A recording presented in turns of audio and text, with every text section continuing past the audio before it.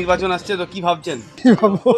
এই যে বহরমপুর লোকসভা নির্বাচন, বহরমপুর 5 বারের সাংসদ রয়েছে রোহিত চৌধুরী, এদিকে ইউসুফ পাঠান, কে পাঠান কে কি বোতাম দেখে লাভ নাই। নির্মল সাহা, কি মনে হচ্ছে? নির্মল সাহা জিতে। বাংলার মধ্যে দিদি ছাড়া কারোর চান্সই নাই। কি ভাবছেন? ভোট আসছে, নির্বাচন আসছে, কি ভাবছেন? মোদি জিতবে, মোদি সরকার। আমাদের টিএমসি জিতবে।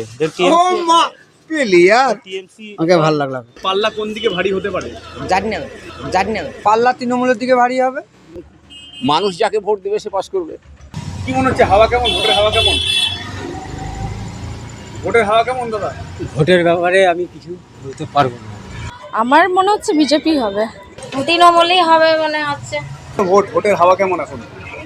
ঠান্ডা না গরম? সবাই বলতে পারবো, আমি কিছু বলবো।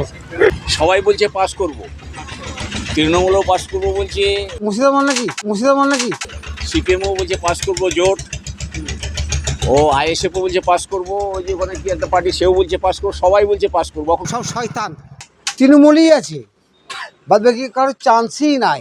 মোদি সরকার আমাদের ভালো, বহু দেখেছে লকডাউনে। পেয়েছেন মোদী সরকারের কাছে? ধরুন পয়সা পাচ্ছি, চাল ডাল পেয়েছি।